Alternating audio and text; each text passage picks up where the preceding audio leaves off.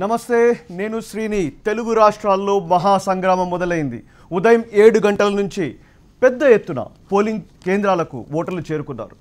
తమకు నచ్చిన అభ్యర్థిని, తమకు నచ్చిన పార్టీని ఎన్నుకోవడానికి వాళ్ళందరూ సిద్ధంగా ఉన్నారు. అందరూ దాదాపు ఇప్పటిదాకా తెలంగాణలో, ఆంధ్రప్రదేశ్లో చూస్తే దాదాపు 15% దాకా పోలింగ్ పర్సెంట్ చేరుకున్నట్లు మనకు కనిపిస్తూ ఉంది. ఎక్కడ చూసినా ఉత్సాహంగా ఉంది. హైదరాబాద్ నుంచి చాలా పెద్ద సంఖ్యలో కొద్ది రోజులకు దాదాపు 2-3 డేస్ నుంచి తమ స్వగ్రామాలకు వెళ్ళేటువంటి సీన్స్ మనం చూసాం. ఎవరు గెలుస్తారు, ఎవరు ఓడుతారు అనేది ముఖ్యం కాదు. ఇక్కడ ప్రజాస్వామ్యం మాత్రం గెలవడానికి కోసం అని చెప్పేసి ఓటర్లు తమ ఓటు హక్కును వినియోగించుకోవడానికి పోలింగ్ బూత్ పట్టారు. ఎక్కడెక్కడి నుంచో యువ ఓటర్లు, ఈసారి పెద్ద సంఖ్యలో యువ ఓటర్లు ఈసారి తమ ఓటు హక్కును వినియోగించుకోవడానికి వస్తున్నారు. ఈవీఎంలు రెండు తెలుగు రాష్ట్రాల్లో, అటు ఆంధ్రప్రదేశ్లోను ఇటు తెలంగాణలోను అక్కడక్కడ మొరాయించిన సందర్భాలు కనిపిస్తున్నాయి. ఈవీఎం మొరాయించినప్పుడు దానిపైన అనుమానపు దృక్కులు కూడా అటువైపు చూడడం కనిపిస్తోంది. ఇంతకుముందు మనం చూసాం, Andhra Pradesh chief election commissioner Dwivedi చెప్పారు, అవి కేవలం టెక్నికల్ ప్రాబ్లమ్స్ తప్ప ఎవరు ఏమాత్రం అనుమానం చెందాల్సిన అవసరం లేదంటూ ఆయన మనకు భరోసా ఇస్తున్నారు. అయినా సరే పొలిటికల్ పార్టీస్ ఏదైతే అధికార పక్షంలో ఉన్నాయో అది వదిలేస్తే మిగతా ప్రతిపక్షాలన్నీ కూడా ఈవీఎంలో ఇప్పటికీ అనుమానంగానే చూస్తున్నాయి. ఆ అనుమానం కారణంగానే ఆంధ్రప్రదేశ్లో ఒక అభ్యర్థి ఈవీఎంని పగలగొట్టారు. టెక్నికల్ ప్రాబ్లం ఉంటే డెఫినెట్లీ దాన్ని సార్ట్అవుట్ చేయడానికి సిబ్బంది ఉన్నారు. ప్రభుత్వం చెప్పినటువంటి, చీఫ్ ఎలక్షన్ కమిషన్ చెప్పినటువంటి మాటల్ని మనం నమ్ముదాం. ఈవీఎంలో ఎలాంటి మోసపూరితమైనటువంటి, ఎలాంటి అనుమానం కలిగించేటువంటి వాక్య ఏమీ లేవని మనం నమ్ముతూ అందరినీ, హెచ్ఎంటీవీ ప్రేక్షకుల్ని ఏవైతే చూస్తున్నారో కోట్లాది మంది తెలుగు రాష్ట్రాల్లో అందరినీ మేము అడుగుతున్నాం, దయచేసి మీ ఓటును వేసుకోవడానికి మీరు త్వరగా వెళ్ళండి. ఈరోజు సాయంత్రం 6 గంటల వరకు ఎవరైతే ఓటింగ్ కేంద్రాలకు చేరుకుంటారో, అది రాత్రి 7 గంటలకు కానివ్వండి, 8 గంటలకు కానివ్వండి, 6 గంటల లోపల పోలింగ్ కేంద్రం ఉన్నటువంటి ప్రతి వ్యక్తి ఓటు వేసే హక్కు కలిగి ఉంటారు. మళ్ళీ 5 ఏళ్ల తర్వాత కానీ మీకు మరోసారి మీకు లభించినటువంటి ఆయుధం మీకు మళ్ళీ దొరకదు. అందుకోసమే అందరి ప్రజల్ని హెచ్ఎంటీవీ తరఫున మేము రిక్వెస్ట్ చేస్తున్నాం, దయచేసి మీ ఓటు హక్కు వినియోగించుకోమని చెప్పేసి. తెలంగాణలో మొత్తం 17 లోక్సభ స్థానాలకి, అదేవిధంగా ఆంధ్రప్రదేశ్లో 25 లోక్సభ స్థానాలు, 175 అసెంబ్లీ స్థానాలకి హోరాహోరీ పోరు కొనసాగుతోంది. తెలంగాణతో పోలిస్తే ఆంధ్రప్రదేశ్లో రాజకీయం మరీ ఫేర్స్. ఎందుకోసం అంటే అక్కడ ముఖ్యమంత్రి కూడా ఈరోజే డిసైడ్ అవుతారు. ఈరోజు సాయంత్రం 6 గంటల వరకు పోలింగ్ కేంద్రాలకు చేరుకున్న ఓటర్లందరూ తమ ముఖ్యమంత్రి ఎవరో నిర్ణయించుకున్నటువంటి ఒక అమూల్యమైనటువంటి అవకాశం ఈరోజు సాయంత్రం 6 గంటల దాకా. కనుక తెలంగాణతో పోలిస్తే ఆంధ్రప్రదేశ్లో ఫైటింగ్ చాలా గట్టిగా కనిపిస్తూ ఉన్నట్టుంది. నాతో పాటు స్టూడియోలో ఉన్నారు నా సహచరి ప్రతిభ, నాతో పాటు ఇద్దరు గెస్ట్లు కూడా ఉన్నారు. దానికంటే ముందు సత్యనారాయణ, ఇన్పుట్ ఎడిటర్ తెలంగాణ, ఆయన దగ్గరికి వెళ్దాం. సత్యనారాయణ, ఏంటి పరిస్థితి తెలంగాణలో? అంటే ఇప్పటివరకు తెలంగాణలో పోలింగ్ ప్రశాంతంగా కొనసాగుతుంది. ఒక నిజామాబాద్లో ఆలస్యంగా పోలింగ్ ప్రారంభమైంది. ప్రధానంగా నిజామాబాద్ పైన అందరి దృష్టి కొనసాగుతుంది. ఇప్పటివరకు 185 మంది అభ్యర్థులు ఉండడంతో అక్కడ పోలింగు ఈవీఎంలు మొరాయించడము, ఆలస్యంగా పోలింగ్ ప్రారంభం కావడం కూడా ప్రారంభమైంది. దానిపై పోలింగ్ పైన, ఎన్నికల అధికారుల తీరుపైన సిట్టింగ్ ఎంపీ కవిత కూడా ఆందోళన వ్యక్తం చేశారు. ఇప్పటివరకు ఎన్నికల అధికారులు పోలింగ్ ఏర్పాట్లు సరిగా చేయలేదని ఆమె అసంతృప్తి వ్యక్తం చేశారు. ఈ అంశం పైన కూడా ఎన్నికల కమిషన్ ఫిర్యాదు చేస్తామని కూడా చెప్పారు. మొత్తంగా నాకు మార్నింగ్ మన వాళ్ళు చెప్తూ ఉన్నారు, కవిత టీఆర్ఎస్ ఎంపీ, ముఖ్యమంత్రి తనయ కవిత కూడా దాదాపు 45 నిమిషాలు ఈవీఎంల కోసం అని వెయిట్ చేయాల్సి వచ్చిందని చెప్పేసి మనకు వార్తలు కూడా వచ్చాయి. అంటే ఎన్నికల కమిషన్ కూడా నిజామాబాద్ పార్లమెంట్ పైన ప్రత్యేక దృష్టి పెట్టినా కూడా ఏర్పాట్లు చేయడంలో కూడా అక్కడ ఏర్పాట్లు ఇబ్బందికరంగా ఉండడానికి ఎంపీ కవిత చెప్పిన అసంతృప్తిని మనము పనిలోకి తీసుకోవచ్చు. ఎందుకంటే దాదాపు 185 మంది అభ్యర్థులు ఉన్న చోట ఒక్క పోలింగ్ స్టేషన్లో 12 ఈవీఎంలు పెట్టడం వల్ల అది ఆలస్యం అవుతుంది. కాబట్టి 8 గంటలకు పోలింగ్ని ప్రారంభించారు. అయినా సమయానికి పోలింగ్ ప్రారంభం కాలేకపోయింది. నేరుగా ఎంపీ కవిత ఓటు వేయడానికి వెళ్ళిన సమయంలోనే 40 నిమిషాలు పడితే మామూలుగా ఓటు హక్కు వినియోగించుకోవడానికి వచ్చే ప్రజలకు ఎంత సమయం పడుతుందని అభ్యంతరం వ్యక్తం చేసిన పరిస్థితి కనబడుతుంది. సాధారణ ప్రజలు అందరూ ఒకేలా చూస్తారు, అది కాదు ఇష్యూ. కానీ ఫస్ట్ టైం M3 ఏవైతే మిషన్స్ ఉన్నాయో ఒక దేశ చరిత్రలోనే ఒక కొత్త ఎక్స్పీరియన్స్ నిజామాబాద్ ఓటర్లు ఈరోజు చూడబోతున్నారు. అతి పెద్ద ఈవీఎంలు, ఒక పెద్ద బాక్స్లు, దాదాపుగా ఎన్ని నాకు తెలిసి ఒక 6-7 బాక్స్లు ఉన్నట్టున్నాయి కదా M3 మిషన్స్ మొత్తం టోటల్గా. అంటే అతిపెద్ద బ్యాలెట్ పేపర్ ఏమో ఇంతకుముందు చూపించే వాళ్ళం, ఇంత పెద్ద బ్యాలెట్ పేపర్ అని. కానీ ఈరోజు number of EVMs, highest number of EVMs భారతదేశ చరిత్రలోనే ఫస్ట్ టైం నిజామాబాద్లో వచ్చింది. ఆ ఓటర్లకు చాలా చిత్రమైనటువంటి ఎక్స్పీరియన్స్ ఉంటుంది అనుకుంటున్నాను. సత్యనారాయణ, అంటే మీరు చెప్పినట్టుగానే నిజామాబాద్లో ఇదొక ప్రత్యేకంగా ఓటింగ్ అని చెప్పవచ్చు. ఇప్పటివరకు ఎప్పుడు రాష్ట్రంలో కానీ దేశంలో కానీ ఈవీఎం ద్వారా ఇంత పెద్ద అభ్యర్థులను దాదాపు 185 మంది అభ్యర్థులు ఉన్న చోట ఈవీఎంల ద్వారా పోలింగ్ జరగలేదు. ఈసారి ఎన్నికల కమిషన్ ఒక్క పోలింగ్ స్టేషన్లో 12 ఈవీఎంలు పెట్టి అక్కడ పోలింగ్ను ప్రస్తుతం నిర్వహిస్తుంది. అందుకే 1 గంట ఆలస్యంగా పోలింగ్ ప్రారంభమైంది. సాయంత్రం 6 గంటల వరకు ఎవరైతే ఓటు హక్కు వినియోగించుకోవడానికి క్యూలో నిలబడతారో వాళ్ళందరినీ కూడా ఓటు హక్కు వినియోగించుకునే విధంగా ఎన్నికల కమిషన్ ఏర్పాటు చేసింది. మొత్తంగా రాష్ట్ర వ్యాప్తంగా అక్కడ ఎన్ని ఈవీఎంలు మిషన్ ఉన్నా దాని మీద దాదాపు 185 క్యాండిడేట్లు ఉన్నా ఓటు వేసేది మాత్రం ఒకే క్యాండిడేట్కి. మీ పక్కన జ్యోత్స్న కనిపిస్తోంది చాలా ఉత్సాహంగా. ఉదయం నుంచి చూస్తున్నా జ్యోత్స్న, మొత్తం టోటల్ తెలంగాణ ఎలక్షన్స్ మీద మీ నజర్, అంటే మీ దృష్టి ఉంది. ఏంటి కొత్త తాజా సమాచారం ఏం తీసుకొచ్చారు జ్యోత్స్న? అంటే జ్యోత్స్న ఏపీ ఎలక్షన్ సంబంధించిన చెప్పండి జ్యోత్స్న మనతో పాటు ఏపీ ఎలక్షన్ సంబంధించిన మీ దగ్గర ఉన్న సమాచారం ఏంది? మొత్తంగా ఏ జిల్లాలో ఇబ్బందికరణ పరిస్థితులు ఉన్నాయి, ఎక్కడ గొడవలు జరుగుతున్నాయి అంశాలపై ఉదయం నుంచి మీరు కమాండ్ కంట్రోల్ రూమ్ నుంచి పరిశీలిస్తున్నారు. జిల్లాల వారీగా సమాచారం తీసుకోండి. మీ దగ్గర ఉన్న సమాచారం ఏంటి? ఇప్పుడు ఓవరాల్గా కనుక చూసినట్లయితే పర్సంటేజ్ ఇప్పటి వరకు కూడా తక్కువగానే నమోదైందని చెప్పుకోవచ్చు సత్యనారాయణ. సుమారు ఓవరాల్గా చూస్తే 5% చూసుకున్నట్లయితే కడప 5%, విశాఖపట్నం 5%, విజయవాడ 3%, రాజమండ్రి అదేవిధంగా పశ్చిమ గోదావరి జిల్లాలో 6%, కర్నూలు 5%, శ్రీకాకుళం 4%, ప్రకాశం 6%. ఈ విధంగా తక్కువ పోలింగ్ శాతమే నమోదైంది అని చెప్పేసి అధికారులు చెప్తున్నారు. అయితే ఇక ఉద్రిక్తతలు కనుక చూసుకున్నట్లయితే ఇటు కంపేర్ చేసినట్లయితే ఇటు తెలంగాణ కన్నా కూడా అక్కడ ఆంధ్ర వైపు ఉద్రిక్త పరిస్థితులు ఎక్కువగా, అంటే వివాదాలు ఎక్కువగా చోటు చేసుకున్నటువంటి పరిస్థితి మనం ఎక్కువగా చూసాం సత్యనారాయణ. అటు కడపలో చూసుకున్నట్లయితే జమ్మలమడుగులో ఈవీఎంలు మొరాయించి ఇప్పటి వరకు కూడా పోలింగ్ స్టార్ట్ కానటువంటి పరిస్థితి అక్కడ కనిపిస్తోంది. అండ్ ఇటువైపు జమ్మలమడుగులో ఒక్కసారి అడగండి జ్యోత్స్నని, జమ్మలమడుగు మొత్తం కాన్స్టిట్యున్సీ లేకుంటే ఏదన్నా పోలింగ్ కేంద్రమా సత్యనారాయణ? పరిస్థితి మనకు కనిపిస్తోంది. జమ్మలమడుగు ఒక్క దగ్గరే పోలింగ్ అయిపోయింది, ఇంకెక్కడన్నా మిగతా పోలింగ్ ఇంకా ప్రారంభంగా? ఏపీ ఓవరాల్ గా కనుక చూసుకున్నట్లయితే సుమారు 50 ఈవీఎంలు మొరాయించినట్లుగా అధికారికంగా అధికారులు చెప్పారు. అందులో కొన్ని సరైనవి, కాకపోతే ఇప్పటి వరకు కూడా రెక్టిఫై అవనటువంటి ఈవీఎంల సంఖ్య ఎక్కువగానే ఉంది. అండ్ మాక్ పోలింగ్ నిర్వహించినప్పుడు సరిగా పనిచేసినవి కూడా కాసేపు తర్వాత పోలింగ్ స్టార్ట్ అయిన తర్వాత పని చేయకుండా పోయినటువంటి ఈవీఎంలు, వీవీప్యాట్ల పరిస్థితి ఉంది. ఇంకా కొన్ని చోట్ల చూసుకున్నట్లయితే ఘర్షణ పరిస్థితి వల్ల అభ్యర్థులు సంయమనం పాటించకపోవడం వల్ల వారి యొక్క ఈవీఎంలను ధ్వంసం చేసినటువంటి పరిస్థితి అనంతపురం గుత్తిలో చోటు చేసుకుంది. జనసేన అభ్యర్థి మధుసూదన్ ఎవరైతే ఉన్నారో ఆయన ఈవీఎంను ధ్వంసం చేయడము, ఆయన అరెస్ట్ చేయడం కూడా జరిగింది. ఇటు గుంటూరులో కూడా చూసుకున్నట్లయితే ఓట్లన్నీ టీడీపీకే వెళ్తున్నాయని చెప్పేసి వైసీపీ వాళ్ళు ఆందోళన చేసినటువంటి పరిస్థితి కనిపిస్తోంది. వైజాగ్ చూసుకున్న అటువంటి పరిస్థితి, అనంతపురంలో అటువంటి పరిస్థితి ఉంది, కడప మైదుకూరులో అటువంటి పరిస్థితి కనిపిస్తోంది.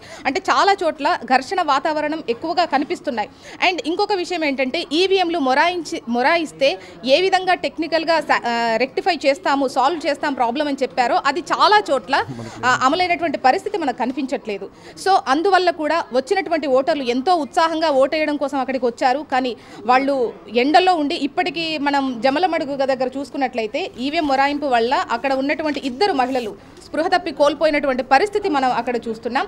అండ్ ఇంకొక విషయం ఏంటి అంటే బయట ఏదైతే ఓటర్లకు అవగాహన కోసం పెట్టినటువంటి వాల్ పోస్టర్స్ ఏదైతే ఉన్నాయో ఈవీఎంలలో మీ పేరు ఇక్కడ ఉంటుంది, మీ నంబర్ ఇది అని ఇమేజ్ రూపంలో అంది మండపేట కనుక చూసుకున్నట్లయితే ఆ నియోజకవర్గానికి 2వ నెంబర్లో కోన సత్యనారాయణ పేరుంది. అండ్ 7వ నెంబర్లో కోన భాస్కర్ రావు పేరుంటే హెలికాప్టర్ గుర్తు కరెక్ట్గానే ఉంది, కానీ అక్కడ కూడా కోన భాస్కర్ ఫోటోనే ఉంది.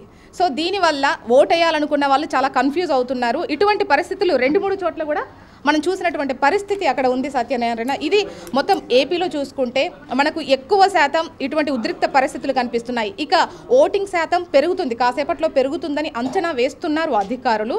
అండ్ ప్రధాన పార్టీల అధినేతలు అందరూ కూడా ఓటు హక్కు వినియోగించుకున్నారు. యా సత్యనారాయణ, నా దగ్గర ఆంధ్రప్రదేశ్ సంబంధించినటువంటి తాజా ఇన్ఫర్మేషన్ ఉంది. ఆంధ్రప్రదేశ్లో పశ్చిమ గోదావరి జిల్లాలో 7%, కృష్ణా జిల్లాలో 5%, నెల్లూరు జిల్లాలో 8%, విజయనగరం జిల్లాలో 4.55%, విశాఖపట్నం జిల్లాలో 6%, తూర్పుగోదావరి జిల్లాలో 12.36%, ప్రకాశం జిల్లాలో 5.2% పోలింగ్ నమోదైంది. కానీ ఉదయం నుంచి మన రిపోర్టర్స్ అందిస్తున్న సమాచారం మేరకు పెద్ద ఎత్తున పోలింగ్ కేంద్రాలకు తరలివచ్చారు. మేబీ ఈవీఎం మొరాయింపులు కావచ్చు, లేకుంటే టెక్నికల్ రీజన్స్ కారణంగా కావచ్చు పోలింగ్ శాతం తక్కువ కనిపిస్తోంది. కానీ ఆంధ్రప్రదేశ్ మొత్తంగా చూస్తే ఎక్కడ చూసినా ఉత్సాహమైనటువంటి పరిస్థితులు మాత్రం కనిపిస్తున్నాయని చెప్పేసి మనకు తెలుస్తూ ఉంది. ఫయం, నేను మీ దగ్గరికి వస్తాను. ఎప్పుడైతే ఈవీఎం మొరాయిస్తుంది అని ఏదైతే వార్త వస్తుందో మీకేమైనా అనుమానం కలుగుతుందో ఎక్కడైనా? ఖచ్చితంగా అండి, ఇప్పటి నుంచి కాదు, ఈ దేశంలో ఎప్పటి నుంచే ఈవీఎం మెషిన్స్ వచ్చాయి, ఈ ప్రభుత్వాలు ఏర్పడ్డాయి. దీన్ని చూస్తుంటే అనుమానాలు ప్రతి ఒక్కరికి, పొలిటికల్ పార్టీస్కే కాదు ప్రజలందరికీ దీని మీద అనుమానాలు ఉన్నాయి. ఎందుకంటే గతంలో మీరు చూశారు, తెలంగాణలో అయితే ఎన్నికలు జరిగాయో అప్పుడు సీఈఓ గారికి ఓట్లు తొలగించి, అనుమానం అంటే చెప్తున్నాం ఇక్కడ ఓటింగ్ శాతం ఇప్పుడు ఏదైతే జరిగిందో ప్రతి గంటకు ఓటింగ్ శాతం ఎంత జరుగుతుందో పోలింగ్ బూత్ నుంచి బయట చెప్పాల్సిన ఆస్కారం ఉంటుంది. అది చెప్పట్లేదు. సాయంత్రం కానీ పోలింగ్ ముగిసిన తర్వాత వెంటనే ఒక ప్రకటన చేయాలి. సో దీన్ని బయాస్డ్గా ఈసీ కూడా కానివ్వండి పూర్తిగా ఫెయిలియర్స్. ఎలక్షన్స్ అనేది ఫ్రీ అండ్ ఫెయిర్గా ఉండాలి ప్రతి ఎలక్షన్. అంటే ద్వివేది ఆంధ్రప్రదేశ్ కమిషనర్ మాట్లాడిన దాని ప్రకారం ఏమంటారంటే ఇవన్నీ టెక్నికల్ ప్రాబ్లమ్స్. ఏవైతే సిబ్బందికి ఏదైతే ట్రైనింగ్ ఇచ్చామో ఆ ట్రైనింగ్లో సరే వినక ఏ విధంగా స్టార్ట్ చేయాలో, అంటే బటన్స్ ఏవైతే స్టార్ట్ చేయాలో దాన్ని చేయలేకపోవడం కారణంగా ఇలా జరుగుతున్నాయి. అంటే కరెక్ట్, ఇక్కడ సిబ్బంది అనేది వీళ్ళు చూసుకోవాలి. టీచర్స్ని కానివ్వండి, ఇతర సంస్థలకు పనిచేస్తున్న వ్యక్తులను తెచ్చి వీళ్ళు ఏదో పైన ట్రైనింగ్ ఇచ్చేసి అవగాహన కరెక్ట్ ఇవ్వకుండా వాళ్ళని తెచ్చి అక్కడ రిక్రూట్ చేసి పోలింగ్ స్టేషన్లో పెడితే అక్కడ కొంతమందికి అవగాహన లేక ఆఫీసర్స్కి వాళ్ళు ఇన్స్టలేషన్ చేసేటప్పుడు కానివ్వండి వాళ్ళకి అర్థం కాక వాళ్ళు కన్ఫ్యూజన్లో అయ్యి ఈవీఎంస్ని వాళ్ళు స్టార్ట్ చేయలేకపోతున్నారు. అదే కానీ మీరు ముందు నుంచే దీన్ని మాక్ ట్రైనింగ్ ఇచ్చుకుంటూ వచ్చి వాళ్ళకి కరెక్ట్గా అవగాహన ఇచ్చి ఉంటే వాళ్ళు చైతన్యవంతులై టెక్నికల్గా ఇష్యూస్ వచ్చినప్పుడు ఆ టెక్నికల్ టీమ్ని మీరు ప్రత్యేకంగా ఏర్పాటు చేసుకొని వాళ్ళని పెట్టి వాళ్ళతో మీరు ఇది చేసిస్తే ఇట్లాంటి సమస్యలు ఉండవు.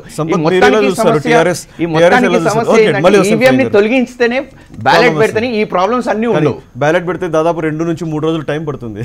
ఈవీఎంలో తప్పటికప్పుడు రిజల్ట్స్ వచ్చే అవకాశం కూడా ఉంటుంది కదా, అంటే టైం చాలా కన్జ్యూమ్ చేస్తుంది మ్యాన్ పవర్ కోసం అని చెప్పేసి అంటున్నారు. బ్యాలెట్ తోటి కొంచెం బ్యాలెట్ ఇది గతంలో ఉండేది, అది వాటి వల్ల ఇబ్బందులు ఏర్పడతాయని చెప్పి ఈవీఎంలు పెట్టడం జరిగింది. ఈవీఎంల ద్వారానే ఇప్పటి వరకు కూడా ఈవీఎంలో అవకతవకలు జరుగుతాయి అన్నారు, కానీ ఇప్పటి వరకు కూడా వాటిని ప్రూవ్ చేయలేకపోయారు అవకతవకలు. ఇప్పుడు చంద్రబాబు నాయుడు కూడా లేఖ రాసేసినట్టు చూస్తూ ఉన్నాం. తనకు అనుకూలంగా ఓట్లు పడతలేవని చెప్పేసి, ఏదో టీడీపీకి అనుకూలంగా ఓట్లు పడతలేవని చెప్పి ఒక 10 ఎన్ని సంవత్సరాలు ముఖ్యమంత్రిగా పనిచేసే ఒక చంద్రబాబు నాయుడు కేంద్రానికి ఎన్నికల అధికారులకు లేఖ రాసినట్టు ధర్నా కూడా చేశారు చంద్రబాబు నాయుడు ఎలక్షన్ కమిషన్ కార్యాలయం. అయితే తనకి ఓటమి భయం పట్టుకొని చేసే అవకాశం కనబడుతుంది. అట్లాంటివి లేదు, క్లియర్గా దాన్ని ప్రూవ్ చేయాలి. ఇప్పుడు ఈ ఈవీఎంలో ఇలాంటి పొరపాట్లు జరుగుతున్నట్టు ప్రూవ్ చేయాలిస్తే తప్పకుండా వాటిని రెక్టిఫై చేసుకోవచ్చు. ఇప్పుడు ఈవీఎంల ద్వారా ఎలాంటి లోపాలు ఉన్నట్టు మనకు కనబడతలేదు.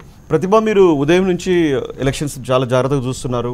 ఆంధ్రప్రదేశ్ తెలంగాణ రెండు చూసుకుంటే ఎక్కడ మీకు ఉత్సాహం ఎక్కువ కనిపిస్తుంది? అయితే ఇక్కడ ఈవీఎంలో మొరాయింపులు కొంచెం తక్కువ ఉంది సార్, ఎందుకంటే ఆల్రెడీ అసెంబ్లీ ఎలక్షన్స్ ఇక్కడ చూసారు కాబట్టి ప్రజలు ఆయన సిబ్బంది కూడా మంచి ట్రైనింగ్ ఉంది, సమయం కూడా ఎక్కువ ఉన్నట్లుంది, లోక్సభ ఒకటే కాబట్టి. కానీ ఏపీలో చూస్తే అక్కడ సమయం చాలా తక్కువ ఉంది కాబట్టి, అండ్ అసెంబ్లీ లోక్సభ రెండు ఒకేసారి జరుగుతున్నాయి కాబట్టి ఈవీలో మొరాయింపు అనేది మనం ఎక్కువ చూస్తున్నాం. దీనివల్ల చాలా మంది ప్రజలు ఇబ్బందులు పడుతున్నారు. సో ఇప్పుడు మధ్యాహ్నం ఎండ కూడా స్టార్ట్ అవుతుంది కాబట్టి త్వరగా ఆ ప్రాబ్లమ్ సాల్వ్ చేస్తే ప్రజలు కూడా చాలా హ్యాపీగా తమ ఓటు హక్కును వినియోగించుకోగలరు. మీకు ఆంధ్రప్రదేశ్ రాష్ట్రం వాతావరణ పరిస్థితి మీకు బాగా తెలుసు. 11 దాటితే హ్యూమిడిటీ ప్లస్ ఎండ చాలా ఇబ్బంది ఉంటుంది. ఎట్లా ఏమంటారు మీరు ఓటర్కి చేయమని చెప్తారు? ఇప్పటికే 2-3 దాకా కళ్ళు తిరిగి పడిపోయారట ఈ ఎండ ప్రభావం వల్ల. నిజంగానే చాలా సీరియస్ ప్రాబ్లం మనం చెప్పుకోవచ్చు. అంటే మనం మామూలుగా ఈ సమస్యను మనం ఫేస్ చేస్తూనే ఉన్నాం ప్రతి ఎలక్షన్స్లో, కానీ అక్కడ ఓట్ చేయడానికి వెయిట్ చేస్తున్న ఓటర్ల పరిస్థితి మాత్రం చాలా దారుణంగానే ఉందని చెప్పుకోవచ్చు. అవును, అంటే చాలా దాదాపు గంట సేపు ఆ ఎండలో అలా నిల్చొని లోపల దాకా వెళ్ళేసి ఓటు వేయాలంటే కొంచెం ఇబ్బంది ఉంటుంది. విజయవాడ నుంచి సాయి ఉన్నారు. సాయి, నా మాట మీకు వినిపిస్తుందా? వినపడుతుంది సార్. ఏంటి వాతావరణం ఎట్లా ఉంది? ఎండ వేడి ప్లస్ పొలిటికల్ వేడి రెండు కలిపి మరి వెనకాల చూస్తుంటే అందరూ ఏది పేపర్లు ఇలా అంటూ నాకు విజువల్స్లో కనిపిస్తున్నాయి. చాలా వేడిగా ఉన్నట్టుంది అటువైపు చూస్తుంటే. యా సార్, చూడొచ్చు పూర్తిగా నేనే చెమటలకు ఎక్కిపోయాను. 5 నిమిషాలు అవుతుంది నేను ఇక్కడికి వచ్చి. పూర్తిగా చెమటలు పట్టేసి ఇక ఇక్కడ ఉన్న ఓటర్ల పరిస్థితి ఒకసారి మీరు చూడండి. మొత్తం అందరూ కూడా పేపర్లతో ఇసురుకున్న పరిస్థితి. దాదాపుగా ఒక్క నిమిషం ఏమా, ఎంతసేపు అవుతుంది మీరు వచ్చి? చాలాసేపు అయిందండి, 2 గంటలు అవుతుంది. ఎందుకని ఎంతసేపు నించున్నారు? ట్రైన్లో చాలా మంది జనం ఉన్నారు కాబట్టి నుంచున్నాం. ఇక్కడ ఏర్పాట్లు అన్ని చేశారా? టెంట్ ఒకటి ఉందా? మంచినీళ్ళు అన్ని పెట్టారు ఇక్కడ? మంచినీళ్ళు పెట్టారండి, అయిపోండి ఉన్నాయి మంచినీళ్ళు. ఎంతసేపు అయింది వచ్చి? 1 అవర్ అవుతుందండి. ఫస్ట్ టైం ఓటేస్తున్నారా? ఫస్ట్ టైం ఓటేస్తున్నారు. ఇంతసేపు లైన్లో నిల్చున్నారు కదా, ఇబ్బంది కలుగుతుందా? లేదా ఫస్ట్ టైం ఓటేస్తున్నామని ఎంజాయ్ చేస్తున్నారా? మన నాయకుడిని గెలిపించుకోవాలంటే తప్పదు కదండి. ఎంతసేపు అవుతుంది మీరు వచ్చి? గంట అవుతుందండి. ఎందుకంటే క్యూ లైన్ కదట్లా ఎంతసేపు ఆగిపోయింది? లోపల జనాలు కొంచెం ఉన్నారు అందుకని. సార్ చూడొచ్చు, మొత్తం కూడా ఇదే పరిస్థితి ఉంది. మొత్తం అందరూ కూడా మెన్స్కి ఉమెన్స్కి అంటే మహిళలకి స్త్రీలకి సపరేట్గా కౌంటర్లు పెట్టినా కూడా ఎక్కడ కూడా కొంచెం కూడా క్యూ లైన్ ఎదురుగా జరగని పరిస్థితి. ఒక పక్క ఎండ వేడిమి విపరీతంగా ఉంది. విజయవాడలో సాధారణంగా ఎండ ఈ ఏప్రిల్ మే నెలలోనే 45 డిగ్రీస్ ఉంటుంది. ఈరోజు 43 డిగ్రీస్ పైన ఉంది. అయినా కూడా టెంట్ల కింద ఉన్నా కూడా ప్రతి ఒక్కరు పూర్తిగా చెమటలు కక్కుతూ ఉన్నారు.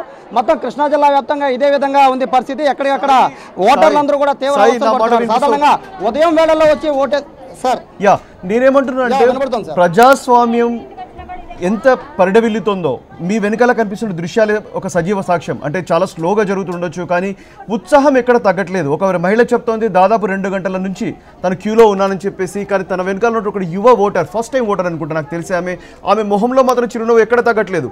నా నాయకుడిని ఎన్నుకోవడానికి నేను తప్పకుండా వచ్చానని చెప్తోంది. ఇది ప్రజాస్వామ్యం టోటల్ విజయం సాధించినట్టు అక్కడ కనిపించినట్టు మనకు కనిపిస్తోంది. సాయి, ఎక్కడ ఉన్నారు మీరు? ఏ పోలింగ్ స్టేషన్ అది?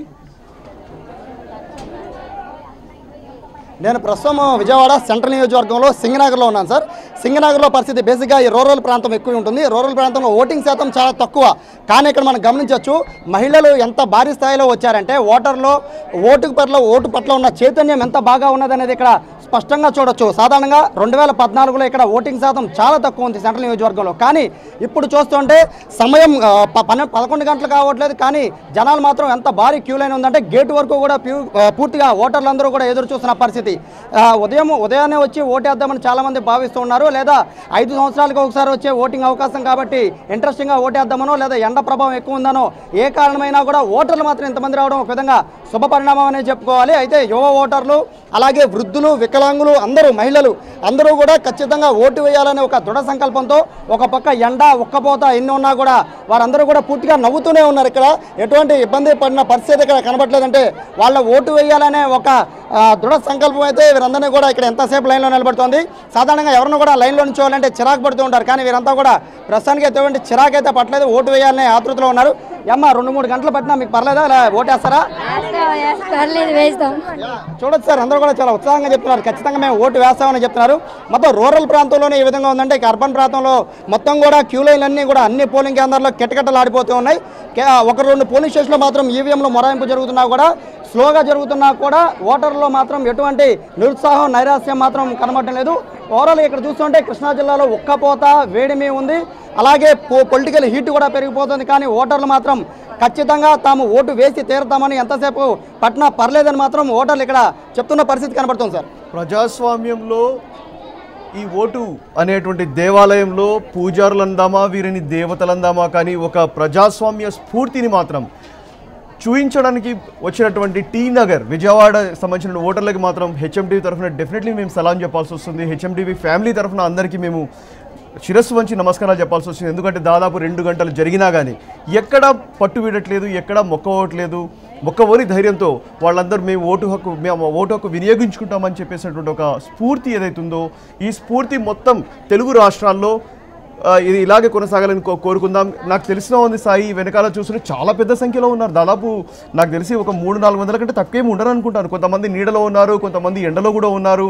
అయినా సరే తన ఓటర్ స్లిప్లనే ఫ్యాన్లుగా చేశారు. అక్కడ ఫ్యాన్స్ ఏమి అలాంటి వ్యవస్థ ఏం పెట్టలేదా సాయి అటు?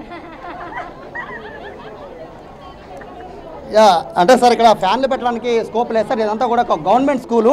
అయితే ఇక్కడ 4-5 బూత్లు ఉన్నాయి. ఈ 4-5 బూత్లు ఉండడంతో మొత్తం కూడా ఈ ఏరియాలో దాదాపు 12,000కు పైగా ఓటింగ్ ఉన్నట్టుగా కూడా మనకు తెలుస్తుంది. అందుకనే ఇక్కడ ఫ్యాన్ల వరకు పెట్టలేదు. కానీ వెంటిలేషన్ అయితే చాలా దారుణంగా ఉంది. అయితే మనం చూస్తున్నాం, మనకు విజువల్స్ వరకు మన కెమెరా క్యాప్చర్ చేయగలుగుతుంది కేవలం కొంతవరకు మాత్రమే. కానీ గేటు బయట దీనికి రెట్టింపు సంఖ్యలో ప్రజలు ఓటు వేయడానికి అయితే సిద్ధంగా ఉన్నారు. అయితే పోలీసులతో పాటు అధికారులు కూడా చెప్తున్నారు లోపలికి వచ్చేటప్పుడు మొత్తం క్యూ లైన్ ఉంది, 1-2 గంటలు ఆగి రండి అని చెప్తున్నారు. అయితే పోలీసులు చెప్తున్న మాటల ప్రకారం బ్రేక్ ఇస్తాను, అంత లోపల మీరు పోలీస్ స్టేషన్ బయటికి వెళ్ళేసి అందరితో మాట్లాడడానికి ప్రయత్నం చేయండి. ఎంత ఉత్సాహంగా ఎలా వచ్చారు, ఈ మోటివేట్ చేయడానికి గల కారణాలంటూ మీరు విశ్లేషిస్తుండండి. మళ్ళీ మీ దగ్గరకు వస్తాను.